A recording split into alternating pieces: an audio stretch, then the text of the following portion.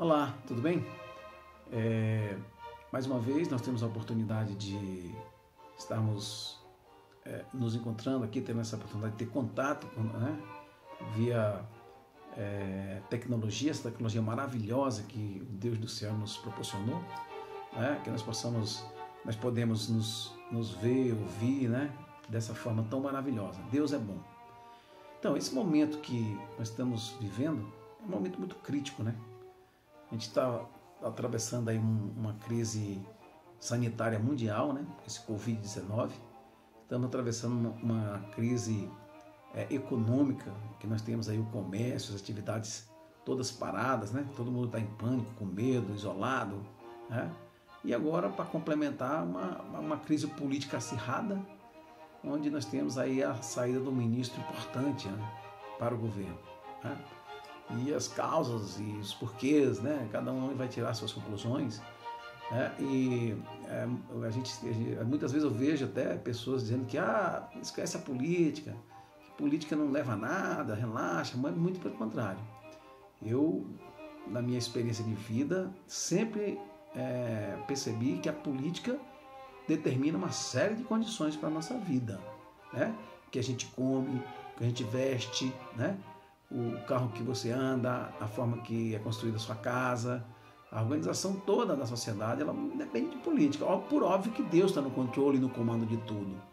Mas aqui nesse plano horizontal, a gente, como cidadão, tem sim que conhecer, discutir, falar, conhecer, ter suas opiniões, Eu acho que, claro, não se deve acirrar ânimos ou fazer inimizade. Bom, de qualquer forma, tudo isso, nós que temos o conhecimento de Deus e da Bíblia, sabemos que é um pano de fundo para um grande conflito muito maior do que essa questão de política, de comércio, Então, nós vimos estudando a Bíblia nessas últimas semanas, acerca da confiabilidade da Bíblia, da confirmação da Bíblia perante, ou do confrontamento da Bíblia perante as tradições, a cultura, a ciência e a razão, é isso? Olha que a conclusão disso, hoje eu quero fazer um aparato mais profundo e mais filosófico, obviamente, Nós que cremos em Deus, que somos cristãos, que somos chamados povo de Deus, nós somos encaminhados às Escrituras como a salvaguarda, contra o poder ilusório dos espíritos das trevas, que é o engano, que é toda a fábula, toda a ideia de filosofia que nos distanciam da verdade, O arqui-inimigo de Deus e dos homens emprega todo o artifício possível a fim de impedir os homens de obter o conhecimento da Bíblia, Cada revivamento da obra de Deus, ele se ergue para a atividade mais intensa, a batalha final contra o Cristo e seus seguidores, que somos nós. Logo se desdobrará diante de nós essa batalha. Vai ficar muito claro, muito ostensivo. A contrafação se parecerá tão meticulosamente com o verdadeiro que será impossível distinguir entre ambos sem o auxílio das Escrituras. Os que se esforçam para obedecer todos os mandamentos de Deus, e eles serão defrontados com oposição e com escárnio tal, a fim de suportar essa prova, só tem uma forma. Devemos compreender a vontade de Deus, conforme revelada em sua palavra. Só poderemos honrá-lo e possuirmos correta concepção do seu caráter, governo e propósito, se agirmos de acordo com estes. Pessoa alguma, a não ser a que se fortalecerem o espírito com as verdades bíblicas, poderão resistir ao último grande conflito. Que, na verdade, nós sabemos pelo estudo da própria Escritura que esse conflito que se desdobra aqui na Terra foi iniciado no céu. Daí Apocalipse 12, e nós vamos verificar lá, que diz lá que houve batalha, guerra no céu. Que Miguel e seus anjos batalharam contra o dragão e seus anjos. Mas o dragão e seus anjos não prevaleceram e foram lançados por terra. E aqui eles estão habitando e desenvolvendo as suas atividades que eles iniciaram no céu. que é uma guerra contra o bem, uma guerra contra o conhecimento, uma guerra contra a paz, contra o amor e contra Deus. Uma reflexão acerca da situação e ambiente em que se desenrolou os últimos momentos de Cristo com seus discípulos antes da sua crucifixão. Veja bem qual era a situação. O Salvador expôs aos discípulos que eles seriam submetidos à morte e depois ressuscitaria no terceiro dia. E eu acredito que anjos estavam presentes para gravar as suas palavras na mente e no coração daqueles discípulos e apóstolos. Mas as palavras fugiram do espírito dos discípulos. Ao contemplarem a prisão, o julgamento e a morte de Jesus, seu grande líder, foi destruído completamente a sua esperança, como se ele não houvesse advertido previamente e tão recentemente. Naquela mesma noite, na Santa Ceia, ele discorreu sobre todos os acontecimentos que estavam por vir naquela noite e naquela manhã, naquele dia que se seguiria. Estava tão óbvio, hoje, quando a gente faz a leitura, né? Como, da mesma forma hoje, as profecias nos revelam tão claramente o desenrolar dos eventos futuros, como foi revelado aos discípulos de Cristo naquela época. Quando envia advertências, Deus requer que toda pessoa dotada de raciocínio, como eu, como você, entenda e atenta à mensagem que ele está falando, né? Os terríveis juízos contra a adoração da besta, por exemplo, e de sua imagem, a que se refere Apocalipse 14, versículo 9 e 11, deveriam levar a todos nós a aprender o que é a marca da besta e como podemos evitar de recebê-la. A maioria das pessoas, porém, não querem a verdade bíblica, uma vez que estas interferem com o desejo do coração pecaminoso. Esse nosso desejo de fazer o que nós gostamos, que 90% é mal, é coisa que faz mal, né? É o vício do pecado. Satanás supre esses enganos que nós amamos, né? Ele sabe, ele nos conhece, ele sabe como é, o que nos agrada, o que nos agrada. Contudo, a Bíblia e as profecias também nos revelam que sempre haverá um povo disperso em todo o mundo que terá a Bíblia. E somente a Bíblia como norma de toda a doutrina e base de todas as reformas. As opiniões de homens ilustrados e deduções das ciências, decisões de concílios, grandes concílios eclesiásticos, né? A voz da maioria, as tradições, a cultura, né? Nenhuma dessas coisas, nem todas elas juntas, devem ser consideradas como prova a favor contra qualquer palavra, qualquer doutrina que saia da boca de Deus, né? Nós devemos sempre, como cristãos, como os homens e mulheres tementes a Deus, devemos sempre exigir assim diz o Senhor. Onde está na Bíblia dizendo assim diz o Senhor? Para qualquer afirmação. Satanás, o arqui-inimigo de Deus e dos homens, ele leva o povo a olhar para os pastores e os líderes religiosos, os professores de teologia, né? As pessoas que são expoentes na sociedade, que lideram, né, como seus guias, em vez de examinar as Escrituras por si mesmo. Porque nenhum homem precisa de interpretação de outro homem acerca das profecias e da palavra de Deus, né? Conforme o mandamento de Deus, ele disse: examinar as Escrituras, vós mesmo, pois são elas que testificam de mim. Palavras de Jesus. O mandamento de Jesus para nós que somos discípulos dele, né? Quando Satanás domina esses líderes, esses sábios, esses homens letrados, proeminentes, ele pode influenciar todas as multidões. Obviamente, quando também essas pessoas se deixam levar cegamente por esses líderes. Quando Cristo veio, o povo comum ouviu-o com prazer, mas os chefes dos sacerdotes e os homens de posição se fecharam no preconceito. Rejeitaram as evidências de seu caráter messiânico. Diziam: como pode ser? Perguntava o povo. Como nossos príncipes e doutos escribas não creem que esse Jesus é o Messias? Tais ensinadores levaram a nação judaica a quê? A plena rejeição do seu Redentor. do Messias, do seu Criador, que tanto eles esperavam e tanto eles aguardavam. E continuam aguardando até hoje, né? A exaltação da autoridade humana, Cristo a percebeu através de uma visão profética da obra, da exaltação dessa autoridade, com o fim de reger a consciência, a qual tem sido uma terrível maldição em todas as épocas.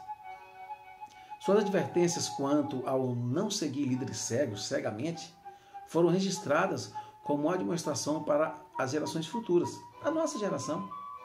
Nós estamos no fim do mundo, no fim dos tempos, né? A Igreja Romana, né, ela reserva ao clero o direito de interpretar as Escrituras.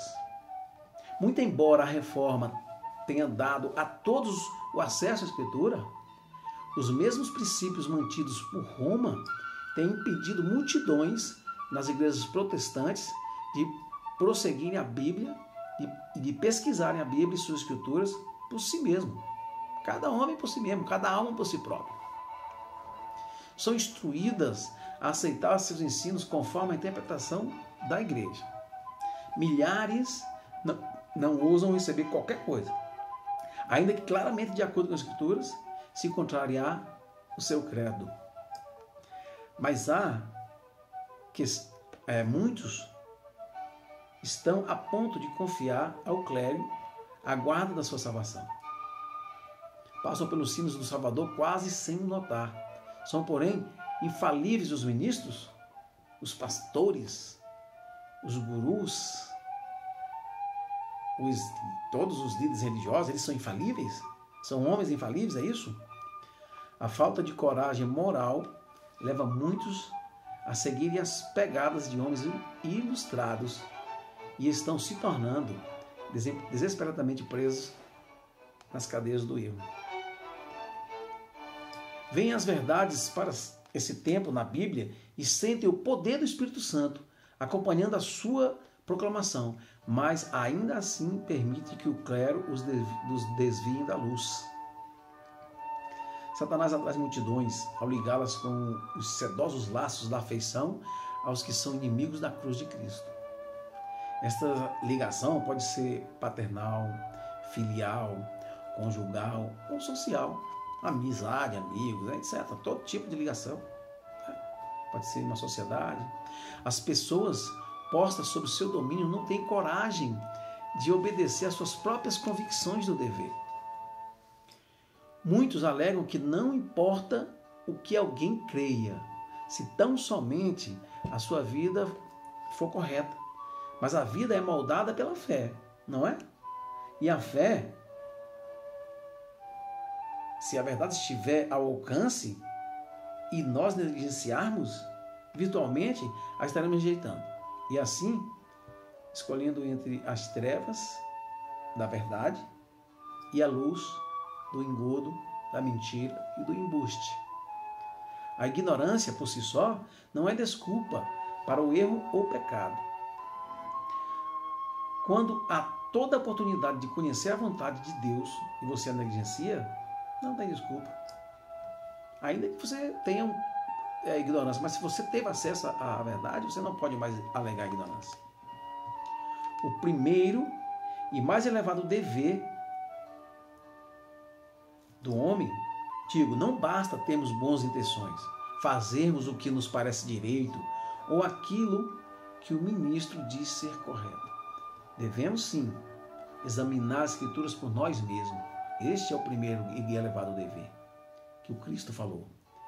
Temos um mapa dando todas as indicações na jornada rumo ao céu. E não devemos ficar conjecturando a respeito de coisa alguma. Perdão, desculpa, caiu aqui o negócio, estou ajeitando.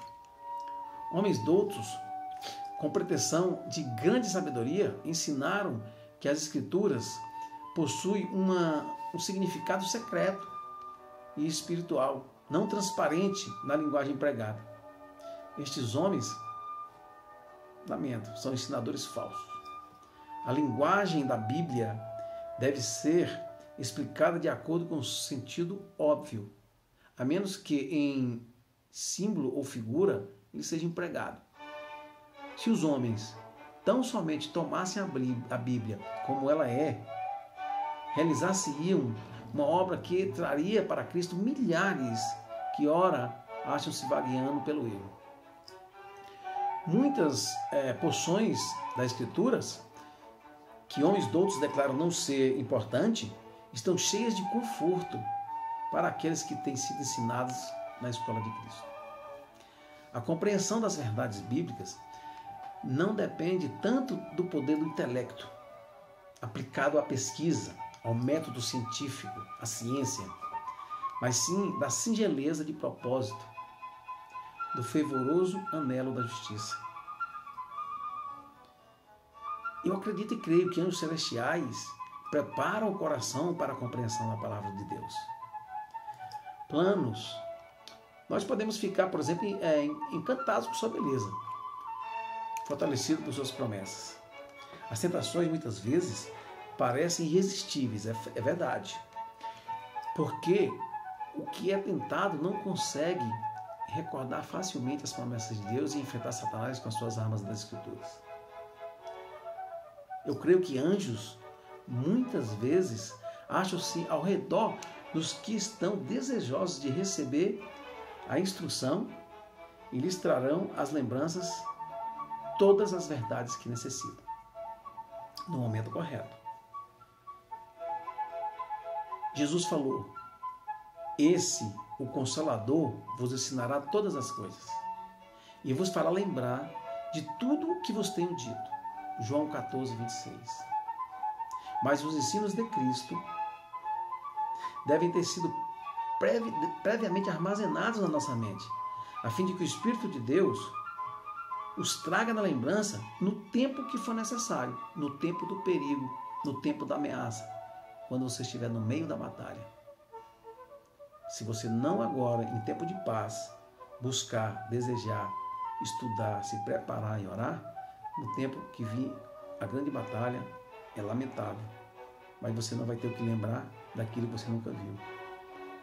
Meu irmão, eu, seu irmão Heron Feitosa, vou continuar orando por você e por mim, para que Deus nos dê porção dobrada do Santo Espírito e disposição para estudar, para pesquisar, para esquadrinhar as Escrituras, porque são elas, as Escrituras sagradas, a regra maior, acima de todas as outras normas, que testificam da verdade e do amor de Deus.